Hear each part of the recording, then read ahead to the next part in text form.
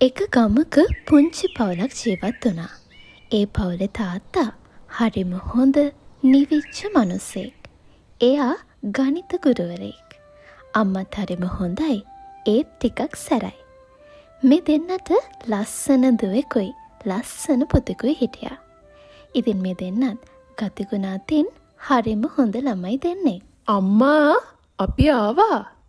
අම්මා දන්නවද? අද වාර විභාගේ ලකුණු දුන්නා. මගේ ලකුණු ගණන් වලට 99යි. අනිත් ඒවටත් හැම එකටම 90 ගණන්. මම මේ පාර පන්තියේ පළවෙනියා. අනේ ඇත්තද පුතේ? හරිම හොඳයිනේ මගේ පුතා. මන් දන්නවනේ මගේ පුතා දක්ෂයා කියලා.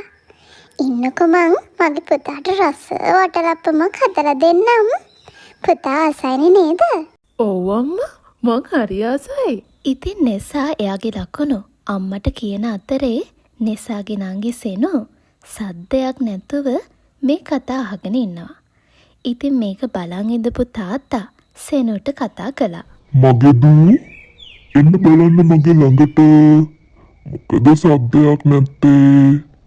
දූ දුකින් වගේ මොකද? නෑ අප්පච්චි මුකුත් නෑ. ඇයි මේ පාරත් ලකුණු අඩුයිද? අනේ මන්දදුව.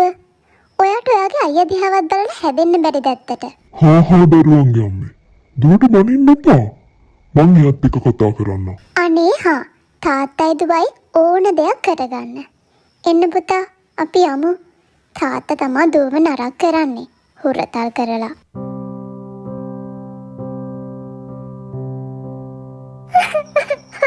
නෝනා ඉන්නකෝ. ඊළඟ පාර ලකුණු ගමු අපි. හොඳද? මේ කතාවෙන් පස්සේ මාස කීපයක් ගත වුණා.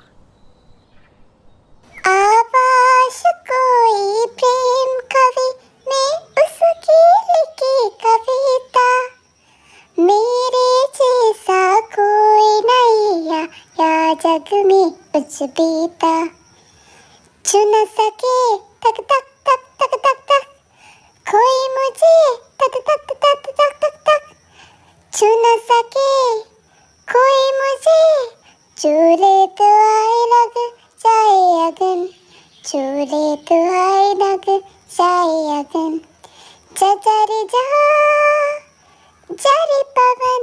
जारी पवन सन नन नन सन नन नन जजरी जरी जरी जरी पवन दू මොනවද මේ කරන්නේ? නටනටා ඉන්නේ. විභාගේ නගයි නේද? ඔයා හදන්නේ මේ පාරත් විභාගේ ෆේල් වෙන්නද? ඔයාගේ අයියා දිහා බලලා හැදෙන්න දුව. එයා පන්තියේ පළවෙනියා. ඔයා පන්තියේ 20 වෙනියා.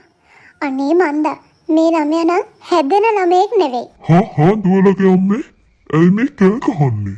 බලන්න මහත්තයා මේ දරුවා නට ඉන්නවා. විභාගේ ෆේල් වෙන්නද කොහෙද හදන්නේ? ඉතින් නෝනා දරුවට ආදරෙන් කියන්නකෝ. කොහෙන්ද මගේ දේ අඬන්න එපා. නෝනා මට නෝනත් එක්ක ටිකක් කතා කරන්න ඕනේ. මගේ දූ එළියට යන්නකෝ.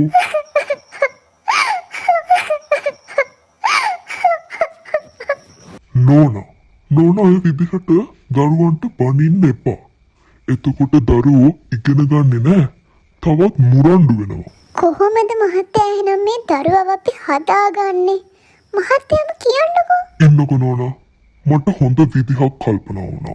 ඉතින් සෙනෝගේ අම්මයි අප්පච්චි කතා වෙලා සෙනෝගේ අධ්‍යාපන කටයුතු දියුණු කරන්න විදිහක් කල්පනා කළා.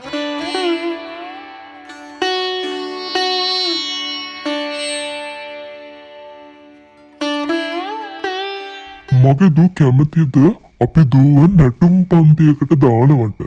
දුවත් නටන්න හරි ආසයිනේ. කැමති අප්පච්චි. ඒත් අම්මා නම් කැමති වෙන එකක් නෑ අප්පච්චි. මං කැමතිද? දුව කැමතිද කියන්නකෝ. අප්පච්චි මායි දුව නැටුම් පන්තියකට දාන්නම්. හැබැයි දුව ඉගෙන ගන්න වැඩ ටික හරියටම කරන්න ඕනේ. හොඳද? ඉතින් මේ විදිහට සෙනු අලුත් නැටුම් පන්තියට සහභාගී වුණා. එයා හරිම ලස්සනට නටන්න ඉගෙන ගත්තා. ඒ වගේම තමයි සෙනු එයාගේ විභාගෙටත් හොඳට පාඩම් කරන්න පටන් ගත්තා. සෙනුගේ අම්මටත් මේ ගැන හරිම පුදුමයි.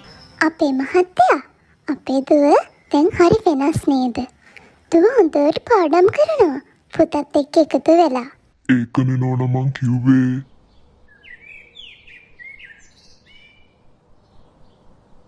අම්මේ අප්පච්චි විභාගේ ලකුණු අරගෙනයි ආවේ. නංගිත් මේ පාර හොඳ ලකුණු අරන්. හරිම ෂෝක් නේද අම්මා? ඇත්තද දුව මේ අයියා කියන්නේ? අගේ හොඳ දරුවෝ දෙන්න. අම්මා දන්නවද? නංගිව ඉස්කෝලේ නැටුම් තරඟයකට තෝරගෙන ඒ නැටුම ටීවී එකෙත් පෙන්නනවලු. අනේ ඇත්තද පුතා? ඇත්තද දුව මේ අයියා කියන්නේ? අප්පච්චිටයි මටයි හරි සතුටුයි ඔයාලා දෙන්න ගැන. ඉතින් සෙනුගේ මේ වෙනසට හේතුව මොකද්ද? ඔයාගේ දරුවන්ගේ දක්ෂතා හැකියාවන් එකිනෙකට වෙනස් වෙන්න පුළුවන්. මොකද මේ ලෝකෙ කිසිම මිනිසෙක් එක වගේ නෙවෙයිනේ. හැබැයි හැම මිනිසෙකෙම ඇතුලේ මොකක්ම හරි දක්ෂතාවයක් තියෙනවා. ඉතින් දෙමව්පියෝ විදිහට ඔයාලගේ වගකීම ඒ දක්ෂතා අඳුනගන්න එක. ඔවුන්ට නැගී සිටින්න අත දෙන එක. දරුවෝ හැමෝටම එක විදිහට සලකන්න. එක විදිහට ආදරය කරන්න. වැරදි අඩුපාඩු හොඳින් ආදරෙන් පෙන්වලා දෙන්න. දරුවන්ගේ මනස නිරවුල්ව සතුටින් තියෙද්දි ඉගෙන ගන්න දේත් එයාලා හරියටම කරනවා. සෙනුගේ ජීවිතේ ලස්සන උනේ එයාගේ තාත්තා එයාට හිටිය නිසා. ඒත් සමහර දෙමව්පියන්ගේ සමහර අඩුපාඩු නිසා දරුවන්ගේ ජීවිත අවුල් වෙනවා. ඉතින් සෙනුට සෙනුගේ තාත්තා වගේ ඔයාගේ දරුවන්ගේ ලෝකේ වීරයා ඔයා වෙන්න.